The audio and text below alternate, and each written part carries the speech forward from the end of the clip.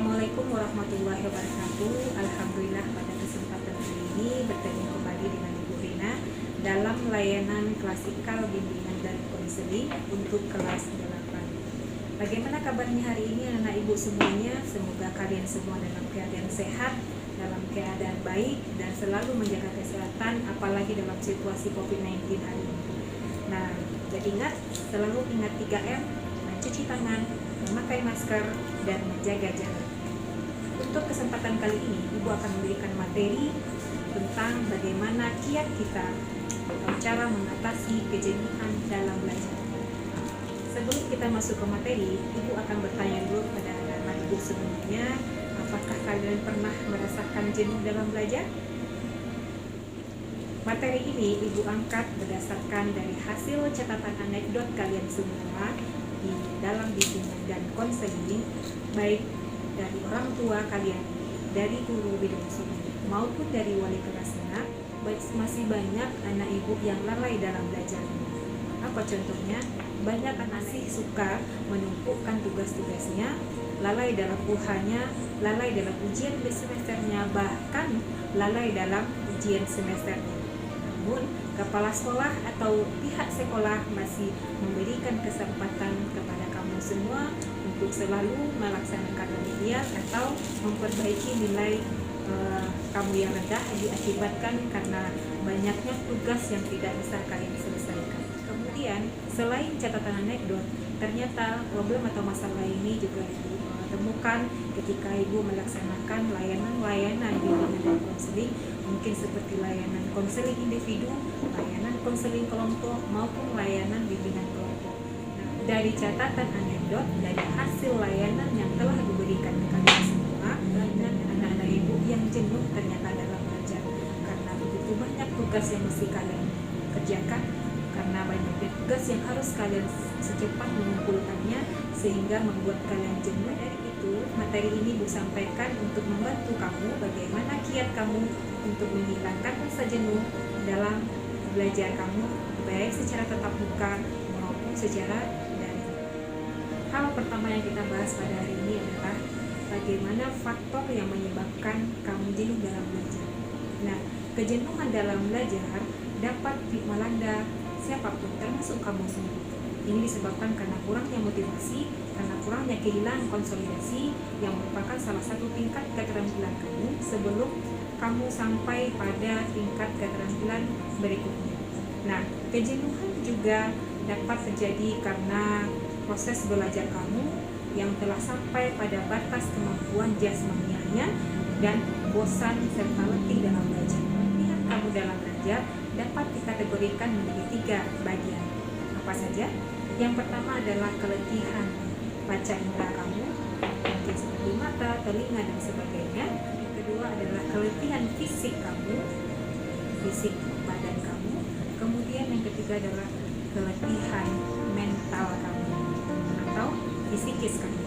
Kemudian keletihan fisik dan keletihan indera seperti mata dan telinga dan sebagainya pada umumnya dapat kita kurangi atau dihilangkan dengan mudah setelah kamu mungkin dengan melakukan istirahat yang cukup dan mengkonsumsi makanan yang sehat, makanan yang berlebihan mental atau fisikis kamu tak dapat diatasi secara mudah.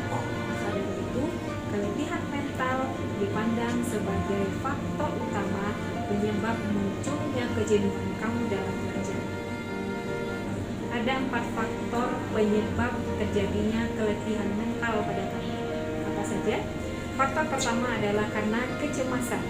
Adanya kecemasan dalam diri kamu, dan ini sangat berdampak negatif yang ditimbulkan oleh keletihan atau kelelahan tadi. Kemudian faktor kedua adalah adanya kecemasan dalam diri kamu terhadap standar keberhasilan bidang studi yang dianggap terlalu tinggi, terutama ketika kamu merasa bosan mempelajarinya, lelah mempelajarinya, dan capek untuk mempelajarinya. Kemudian yang ketiga adalah karena kamu berada di tengah-tengah situasi kompetitif yang ketat dan menuntut kamu lebih banyak, bagaimana kamu secepatnya menuntaskan tugas-tugas belajarmu sendiri. Faktor yang terakhir adalah kamu mempercayai konsep kinerja akan akademik yang optimum, sedangkan diri kamu sendiri menilai belajarnya hanya berdasarkan ketentuan yang kamu buat sendiri. Kemudian bagaimana cara mengatasi semua permasalahan ini? Kita akan masuk kepada bagaimana cara mengatasi kejenuhan dalam belajar berdasarkan faktor-faktor yang menyebabkan kejenuhan itu terjadi.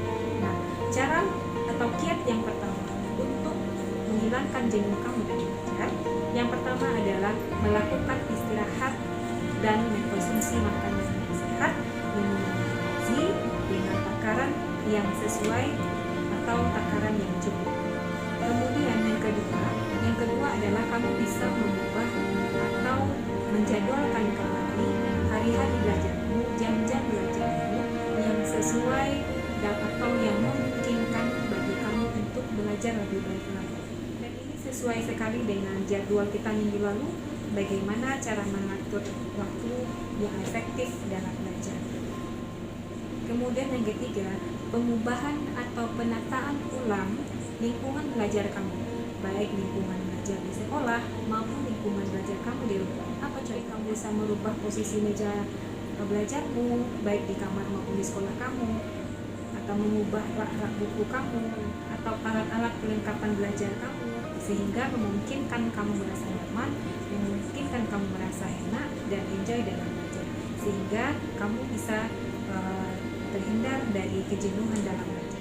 Kemudian kiat yang keempat adalah memberikan motivasi, memberikan dorongan pada kamu, mungkin melalui orang tua, saudara kamu, atau guru kamu, untuk belajar lebih giat lagi, sehingga kamu bisa menyelesaikan tugas-tugas yang telah diberikan guru sebelumnya. Kemudian yang kelima, yang terakhir, kamu harus bisa berbuat nyata, tidak menyerah, tidak tinggal diam saja, dengan cara mencoba belajar dan belajar kembali untuk tetap melaksanakan tugas dan kewajiban kamu sebagai seorang siswa. Mudah-mudahan dengan kiat-kiat yang Bu sampaikan hari ini, kamu bisa melaksanakan tugas dan kewajiban kamu secara baik dan tidak menumpukan tugas lagi dan tidak lalai dalam belajar. Semoga bermanfaat, tetap semangat beraktivitas. Assalamualaikum warahmatullahi wabarakatuh.